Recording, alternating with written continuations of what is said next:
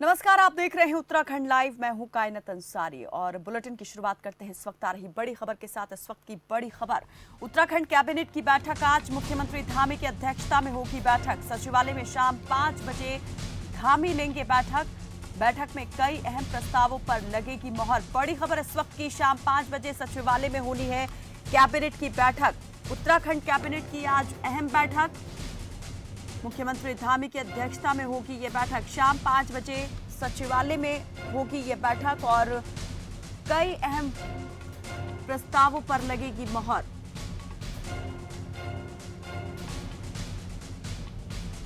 Uttarakhand cabinet से जुड़ी ये बड़ी खबर, आज होने वाली है कैबिनेट की बैठक और कई अहम प्रस्तावों पर लगेगी आज मोहर। मुख्यमंत्री पुष्कर सिंह धामी की अध्यक्षता में होनी है ये बैठक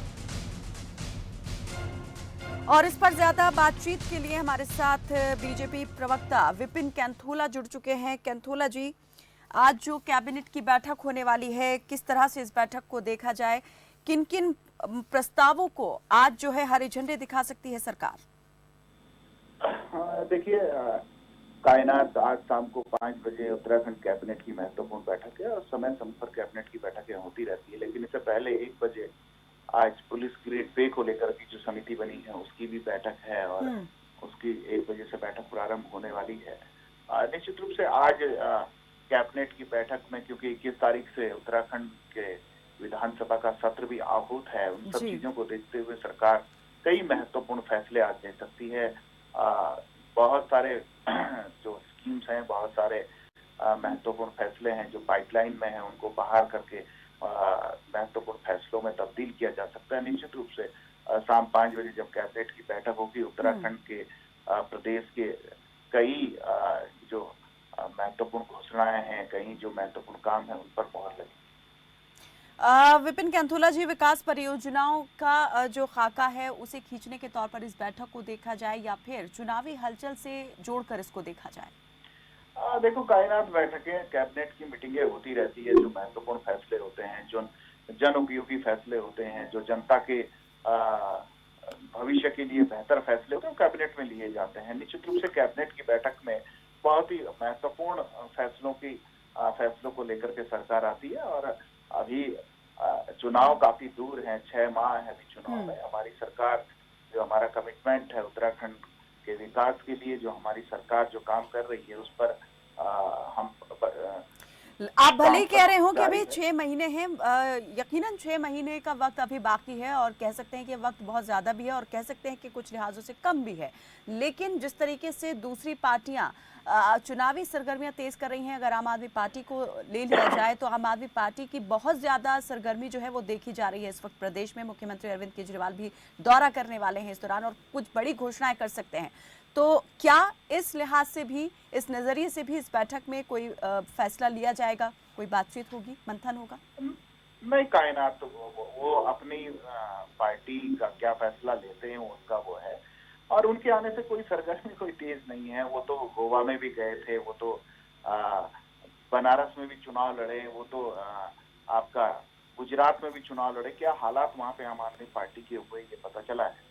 आप सब पूरे देश को ही पता चला है कि किस प्रकार से वो उनके कैंडिडेट कितनी कितनी वोटें ले गए थे। देखिए, यहाँ पर जो इस समय सरकार जिस प्रकार से काम कर रही है, जो हमारा कमिटमेंट था सरकार का, जो हमारा दृष्टि पत्र था, उसके हम 95% जो हमारी घोषणाएं हैं, जो हमारे दृष्टि पत्र से जो वायदे हमने जनता के साथ किए थे, उनको हमने पूरा किया है। निश्चित रूप से देखिए, आज चाहे सड़कों के लेकर हो, चाहे इंफ्रा को लेकर के हो, चाहे हॉस्पिटल्स को लेकर के हो, चाहे शिक्षा को लेकर के हो, चाहे पानी को लेकर के हो, हर घर जल हर घर नल की बात हो, तमाम स्कीम्स जो केंद्र सरकार की भी हैं और जो राज्य सरकार की हैं, जैसे हमारी अभी स्कीम जो कोरोना काल में जो बच्चे अनाथ हो गए थे उनके लिए उनको गोद लिया है सरकार ने। बहुत बड़ी स्कीम है मातृत्व, मुख्यमंत्री मातृत्व स्कीम और बहुत विभिन्न योजनाएं हैं। हमारा प्रदेश, अभी पिछली कैबिनेट में हमने 200 करोड़ रुपए जो है पर्यटन उद्योग से जो हमारे लोग हैं, क्योंकि हमारा प्रदेश पर्यटन प्रदेश भी है और बहुत बड़ी मात्रा में जो होटलियर भाई हैं हमारे, होटल में काम करते हैं, उनको बहुत नुकसान हुआ आर्थिक रूप से, तो उनके लिए 200 करोड़ रुपए सरकार ने स्पेशल विशिष्ट जो है पैकेज दिया है और निश्चित रूप से विशेष पैकेज से उनको उनकी भरपाई भी कर रही है। इसी प्रकार से जो अन्य अभी हमारे चीजें छूटी हुई होंगी उस पर सरकार जरूर मुहर लगाएगी। अभी आप कह रहे हैं कि कुछ काम चीजें छूटी हुई हैं, 95% दृष्टि पत्र में जो वायदे हुए थे जनता से वो पूरे हो गए हैं, 5% अभी बाकी रहते हैं। तो अभी जो है फोकस किन चीज़ों पर रहने वाला है सरकार का? जो फैसले लिए जाएंगे इस कैबिनेट की बैठक में, वो फैसले क्या हो सकते हैं और सबसे प्राथमिकता पर कौन सी चीज़ें सरकार की रहने वाली हैं? देखिए, अभी जिस प्रकार से संभावित तीसरी लहर है उस पर सरकार काम कर रही है और छोटे बच्चों के लिए किस प्रकार से हॉस्पिटल को बेहतर किया जाए, किस प्रकार से वहाँ और अत्याधुनिक सुविधाएं बच्चों के लिए की जाए, क्योंकि लगभग जो मुख्य शहर के हॉस्पिटल हैं उन पर व्यवस्थाएं हो गई हैं। पहाड़ों में किस प्रकार से हम पहाड़ में रहने वाले बच्चों के लिए व्यवस्थाएं करें, इन सब चीजों पर फैसले अवश्य होंगे और निश्चित रूप से सुखद फैसले होंगे। कैबिनेट बेहतर फैसले लेगी और उत्तराखंड के विकास के लिए हमारी सरकार सतत काम कर रही है। जो विधानसभा सत्र भी जैसे कि शुरू होने वाला है, तो क्या यहाँ पर प्रस्ताव जो है सरकार लेकर आ सकती है? क्या उन प्रस्तावित प्रस्तावों पर भी इस बैठक में चर्चा होगी, मंथन होगा? देखिए, ये सरकार कैबिनेट के जो फैसले होते हैं वो कानून बनने के लिए, कई अगर जो कानून बनाने होंगे तो कई चीजें पर सरकार इस समय काम कर रही है। निश्चित रूप से विधानसभा सत्र में बहुत सारे चीजें जो है निकल करके आएंगी। अभी आज कैबिनेट होता है, आज निकल करके क्या क्या चीजें आती है आपको भी पता चल जाएगा। जी बिल्कुल। एक अंतिम सवाल मेरा फिर वही आपसे कि अरविंद केजरीवाल जो दौरा करने वाले हैं, इसको लेकर क्या लगता है कहीं ना कहीं थोड़ा ज्यादा जो है वो चुनौती बढ़ती हुई दिखाई दे रही है? देखिए, भारतीय जनता पार्टी तो चुनौतियों से हमेशा संघर्ष करती रहती है और इस देश के अंदर भारतीय जनता पार्टी आज विश्व की सबसे बड़ी राजनीतिक दल है और अरविंद केजरीवाल जी आए, उनका पार्टी है, उनकी चुनाव लड़े, उनका अधिकार है, संवैधानिक अधिकार है, लेकिन भारतीय जनता पार्टी के लिए कोई चुनौती नहीं है। उत्तराखंड के अंदर ये प्रदेश सैनिक बहुल प्रदेश है, ये प्रदेश सैनिक धाम है और जिस प्रकार से उनकी टेंडेंसी रही है, जिस प्रकार से उन्होंने जो अपने भूतकाल में जिस प्रकार से उन्होंने सैनिकों के सर्जिकल स्ट्राइक पर हो या सैनिकों के शौर्य पर जिस प्रकार से प्रश्न उठाए हैं, वो अरविंद केजरीवाल को जवाब देना होगा। जिस प्रकार से अरविंद केजरीवाल ने वहां पर जो हमारे प्रवासी, उत्तराखंड के प्रवासी रोजगार के लिए जाते हैं, उनको किस प्रकार से उन्होंने आनंद विहार बस अड्डे, ISBT बस अड्डे में छोड़ दिया था, वो सब लोग युवा, उनके परिवार यहाँ पर हैं। देखिए, ये उनके पास तो चुनाव के दौरान आप इन सभी मुद्दों को जो है वो एक हथियार के रूप में इस्तेमाल करेंगे आम आदमी पार्टी के खिलाफ? देखिए उनके पास कुछ कायनात कुछ है नहीं, उनके पास वो बोलते रहे, उससे कुछ होने वाला है नहीं। बोलने से क्या होता है? आप अगर जो केंद्र में सरकार में होते तो बोलते कि हम नहीं घोषणा करते, कोई महत्वपूर्ण घोषणाएं उनकी होती नहीं है।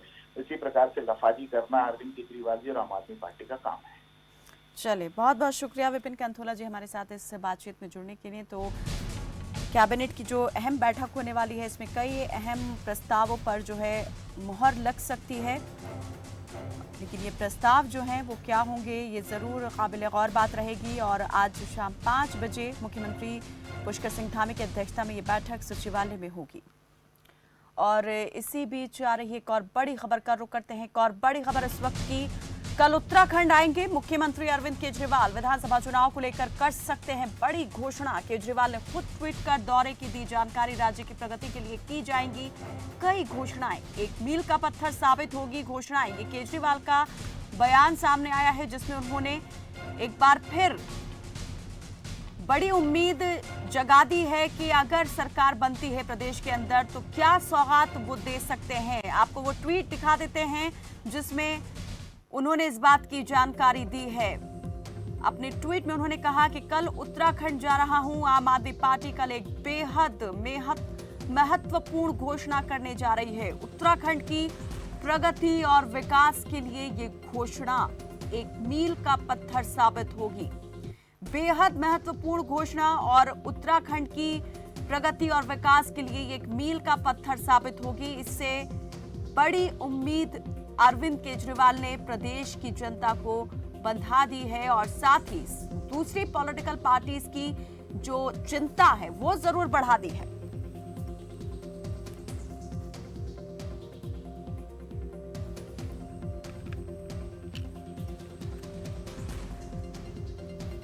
और इस पर ज्यादा बातचीत और जानकारी के लिए हमारे साथ दिग्मोहन नेगी हमारे साथ जुड़ चुके हैं। आप आम आदमी पार्टी के युवा इकाई के अध्यक्ष हैं। बहुत बहुत स्वागत है दिग्मोहन नेगी जी हमारे साथ इस बातचीत में जुड़ने के लिए। और सबसे पहले तो हम यही जानना चाहेंगे कि आखिर ये सस्पेंस क्या होने वाला है, क्या लगता है इस बार जो है क्या घोषणा करेंगे अरविंद केजरीवाल? जी देखिए, कल माननीय मुख्यमंत्री दिल्ली सरकार अरविंद केजरीवाल जी देहरादून आ रहे हैं और 11 बजे परेड ग्राउंड देहरादून में पार्टी कार्यकर्ताओं के साथ असेंबल होके और घंटाघर होते हुए ये हाथी बड़कला में हमारा जो रोड शो है ये खत्म होगा। उसके बाद प्रेस कॉन्फ्रेंस होगी। बहुत ही महत्वपूर्ण घोषणाएं माननीय केजरीवाल जी कल करेंगे। आज 20 वर्ष पूरे हो गए हैं उत्तराखंड को और दोनों दलों को प्रदेश की सरकारों में कांग्रेस भी रही है और भारतीय जनता पार्टी भी रही है। उत्तराखंड की जनता ने दोनों को 10-10 वर्ष देख लिया है। उत्तराखंड की जनता त्रस्त है। उनके खासतौर पे जो उपेक्षित पर्वतीय जनपद है वहाँ की जनता बहुत ज्यादा त्रस्त है। चाहे वो शिक्षा की बात हो, चाहे वो स्वास्थ्य की हो। उत्तराखंड में बेरोजगारी की दर सबसे ऊपर है और पहाड़ी जनजीवन बहुत ज्यादा मुश्किल दौर से इसलिए भी गुजर रहा है कि इस समय अगर आप देखेंगे तो सड़कों की बहुत ज्यादा खस्ता हालत है। ठीक है दिग्मोहन जी, समस्याएं बहुत होती हैं और ये एक कह सकते हैं निरंतर पर्यंतर चलने वाली एक प्रक्रिया भी कही जा सकती है, चाहे बात पानी निकासी की या पानी जल भराव की हो जाए। ये समस्याएं बनी होती हैं, हर जगह होती हैं। लेकिन मैं आपसे ये जानना चाह रही हूँ, आम आदमी पार्टी एक नई पार्टी है। क्या आपको लगता है कि राष्ट्रीय और क्षेत्रीय पार्टियों को छोड़कर तवज्जो देंगे लोग आम आदमी पार्टी को?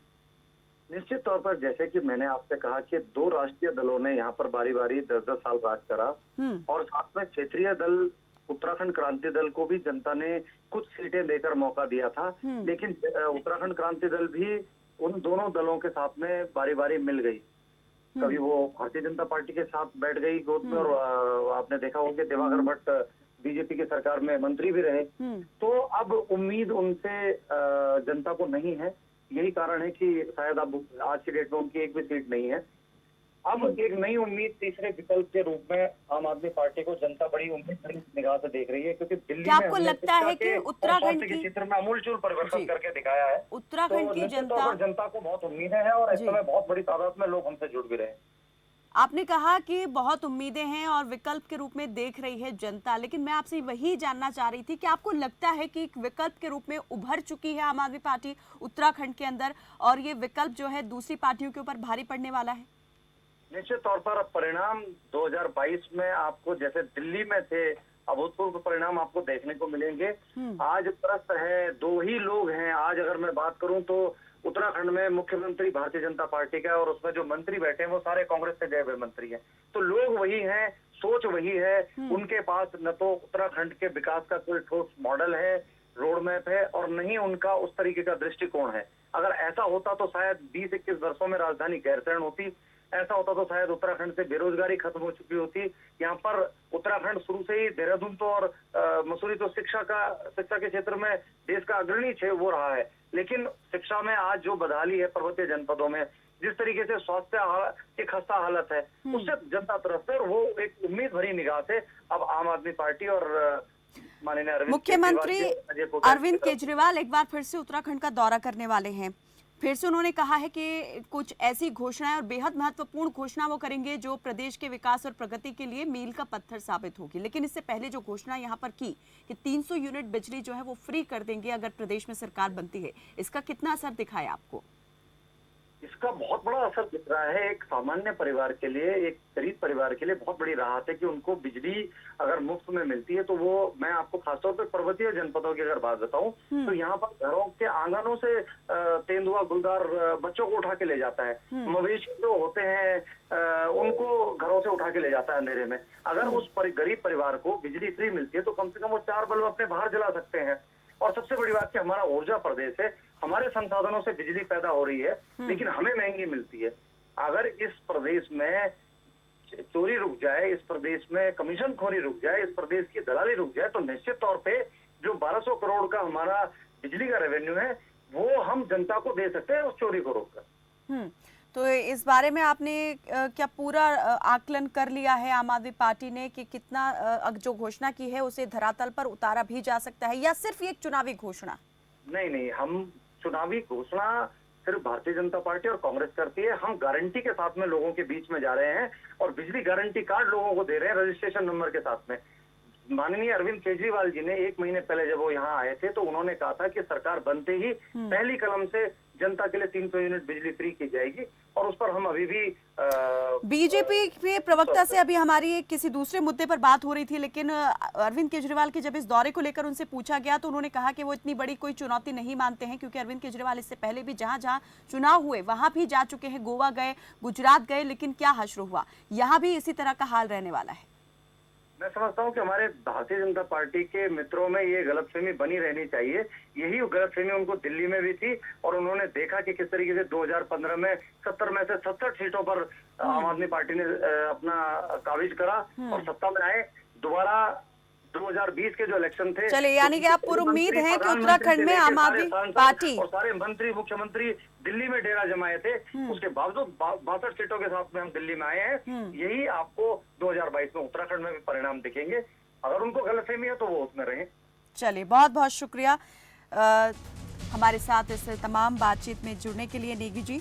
तो आम आदमी पार्टी इस बात को लेकर पूरी उम्मीद है, पूरी तरह से उसे इस बात की उम्मीद दिखाई दे रही है कि प्रदेश में उसकी सरकार जो है वो बनेगी और अपनी वो भारी भरकम मौजूदगी जो है वो दर्ज करेगी।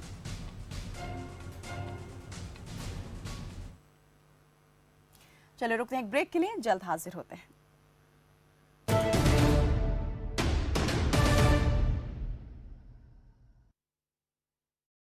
सब कुछ आजमाया और तब मैंने माना कि सिर्फ सच्ची सहेली ही है महिलाओं के उन मुश्किल दिनों की हर समस्या, जैसे कठिन दर्द, अनियमितता, खून की कमी, थकान व कमजोरी जैसी सभी प्रॉब्लम्स के लिए नंबर 1 औषधि एवं टॉनिक।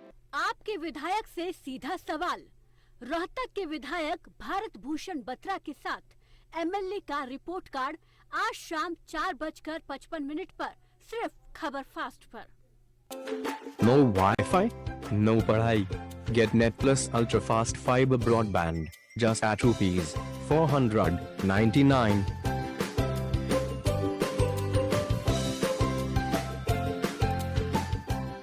मुल्तानी कोका, कफ सिरप, तुलसी, वसा, यस्ती मधु, पिपली के गुणों से भरपूर, जो खांसी पर करे तुरंत असर, ताकि बदलते मौसम के साथ आप न बदलें।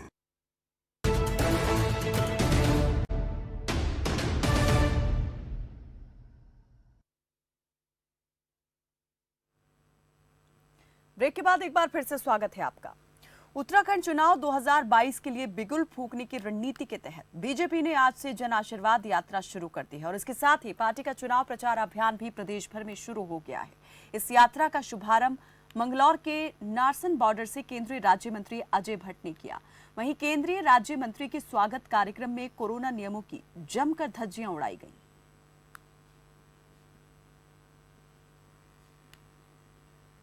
और इस पर ज्यादा बातचीत और जानकारी के लिए हमारे सहयोगी मंगलौर से राहुल सैनी हमारे साथ जुड़ चुके हैं। राहुल, जरा बताएं कि जो कार्यक्रम था वो कहां पर, किस वक्त आयोजित हुआ, कितनी बड़ी भीड़ यहां पर जुटी और जो नियम हैं उनको किस तरह से ताक पर रखा गया? देखिए, मैं आपको बताना चाहूंगा कि पहली बार केंद्र सरकार के द्वारा जो केंद्र में राज्य मंत्री बनाए गए हैं, पर्यटन राज्य मंत्री अजय भट्ट है, वो मंत्री बनने के बाद उत्तराखंड पहुंचे हैं। तो उसी के तहत जो भाजपा है उन्होंने जन आशीर्वाद यात्रा एक ऐसा आयोजन यहाँ पर किया है जो उत्तराखंड के नारसन बॉर्डर से शुरू होकर उत्तराखंड की 4 लोकसभाओं में इस यात्रा का आयोजन होगा। और इससे पहले जो मुजफ्फरनगर के रामपुर में जहाँ पर जो शहीद स्मारक बनाया गया है, उससे पहले अजय भट्ट ने वहाँ पर पुष्पांजलि अर्पित की। उसके बाद उत्तराखंड में प्रवेश किया गया है। तो ये कयास लगाए जा रहे हैं कि जो 2022 का विधानसभा चुनाव है, आज से भाजपा ने उसके प्रचार प्रसार का जो है शुरुआत कर दी है। तो ऐसे एक अंदाजा लगाया जा रहा है। और जो नारसन बॉर्डर पर जब अजय भट्ट के जो केंद्रीय राज्य मंत्री पहुंचे तो सैकड़ों लोगों का जनसैलाब यहाँ पर उमड़ा हुआ था। सोशल डिस्टेंसिंग की धज्जियां यहाँ पर उड़ाई जा रही थी और जो कोविड-19 के जो गाइडलाइन है उसका यहाँ पर पालन नहीं किया जा रहा था। लेकिन जो भाजपा के कार्यकर्ता है उन्होंने उत्साह देखने को मिल रहा था और जो काफी ढोल नगाड़ों के साथ फूल मालाओं के साथ स्वागत किया गया। जी राहुल, जैसे आपने कहा कि जन आशीर्वाद जो यात्रा है उसकी शुरुआत एक तरीके से हो चुकी है और ये तो आज जो है इसका शुभारंभ एक तरीके से हो गया है, आगे ये चलती रहेगी। तो इस यात्रा के तहत जो है कहाँ कहाँ पर ये जो है पहुंचने वाली है जन आशीर्वाद यात्रा, और क्या लोगों की संख्या इसमें निर्धारित की गई है? कितने लोग इसमें शामिल हो सकते हैं? काफिला कितना बड़ा हो सकता है? जी देखिए, मैं बताना चाहूँगा आपको, जैसे कि आज उत्तराखंड के नासन बॉर्डर से इस जन आशीर्वाद यात्रा की जो शुरुआत हुई है वो नासन बॉर्डर से चलकर मंगलौर कस्बे में पहुंचेगी। इसी बीच कई जगह जो भारतीय जनता पार्टी के कार्यकर्ता हैं वो अजय भट्ट का स्वागत करेंगे और उसके बीच में बाद में रुड़की होते हुए भगवानपुर देहरादून जाएंगे, जो डांट काली मंदिर पर अजय भट्ट पूजा आरती जो है शाम के समय करेंगे और इसके बाद जो देहरादून जो अपनी उत्तराखंड की राजधानी है देहरादून वो पहुंचेंगे और कल का जो आयोजित कार्यक्रम है पूर्व से निर्धारित है तो वो निकलेंगे। ऐसा करके जो उत्तराखंड की 4 लोकसभाएं हैं उन पर उनका भ्रमण किया जाएगा। संख्या की अगर हम बात करें, भाजपा के कार्यकर्ताओं की बात करें तो कोई संख्या निर्धारित ऐसी नहीं है कितने लोग इसमें रहेंगे। तो इसमें जो कोविड की जो नियम है उनका जो पहले कार्यक्रम में इनकी धज्जियां उड़ाई जा रही है, तो कोविड-19 के नियम है उनकी धज्जियां यहाँ पर जो कार्यकर्ता वो उड़ाते नजर आ रहे हैं। जी चलिए, बहुत शुक्रिया राहुल सैनी इस तमाम जानकारी के लिए। तो चुनावी कह सकते हैं कि यात्राएं अभियान शुरू हो चुके हैं, लेकिन कोरोना जो है हमें याद रखना चाहिए, कोरोना अभी गया नहीं है। कोरोना अभी भी हमारे जो है लोगों के बीच में मौजूद है और उससे बचाव जो है हमारी सतर्कता ही उससे बचाव हो सकती है। बढ़ते हैं आगे। कोरोना वायरस की संभावित तीसरी लहर के बीच उत्तराखंड में दूसरे चरण में जूनियर स्कूलों को 16 अगस्त से खोला जा रहा है। प्रदेश में क्लास 6वीं से क्लास 8वीं कक्षा के 5,234 स्कूलों में से 4,156 के लिए प्रदेश सरकार ने विशेष कोविड बजट जारी किया है, जिसके लिए प्रदेश सरकार ने विशेष कोविड बजट जारी किया है। बच्चों की सुरक्षा सरकार के लिए पहली प्राथमिकता है, इसलिए स्कूलों में सुरक्षा से जुड़े सभी इंतजाम मजबूत किए जा रहे हैं। सरकार की ओर से जूनियर हाई स्कूलों में सैनिटाइजर, मास्क आदि मुहैया कराए गए हैं। इन स्कूलों की भोजन माताओं के लिए एप्रिन, हेड कवर और दस्ताने भी दिए गए हैं।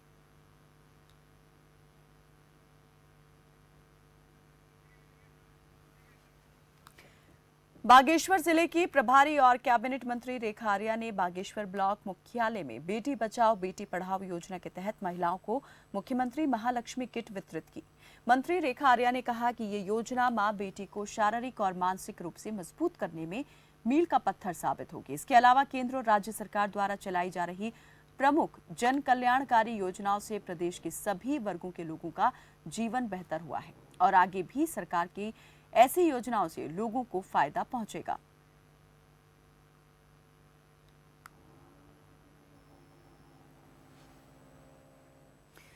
और इसी बीच आ रही है एक बड़ी खबर का रुख करते हैं। कोरोना कर्फ्यू से जुड़ी ये बड़ी खबर।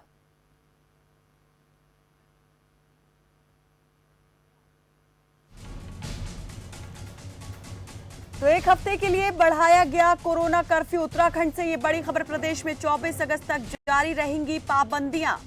मुख्य सचिव डॉक्टर सुखबीर सिंह संधू ने जारी किया आदेश। एक हफ्ते के लिए बढ़ा कोरोना कर्फ्यू। 24 अगस्त तक जारी रहेंगी पाबंदियां। मुख्य सचिव की ओर से जारी हुए आदेश। मुख्य सचिव डॉक्टर सुखबीर सिंह संधू ने जारी किया आदेश। बड़ी खबर इस वक्त की, कोरोना कर्फ्यू एक और हफ्ते के लिए बढ़ा।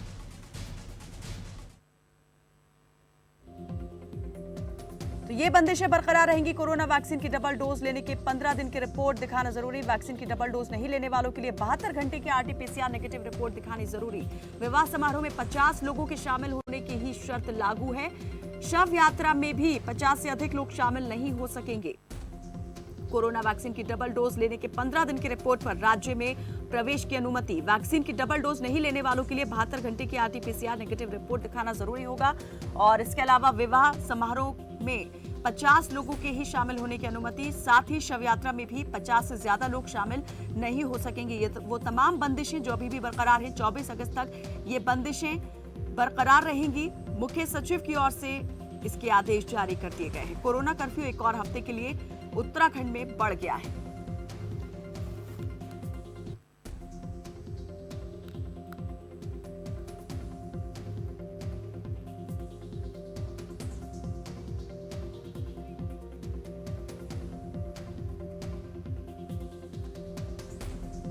तो एक और हफ्ते हफ्ते के लिए उत्तराखंड में कोरोना कर्फ्यू बढ़ गया है। जो बंदिशें और पाबंदियां पहले थी वो अभी भी जारी रहेंगी। 24 अगस्त के बाद जो है सरकार और प्रशासन इस पर फैसला लेगा कि आगे क्या फैसला करना है और कितनी ढिलाई देनी है या कितनी और सख्ती जो है वो बरतनी है। फिलहाल के लिए मेरे साथ बस इतना ही। आप देखते रहें खबर फास्ट। नमस्कार।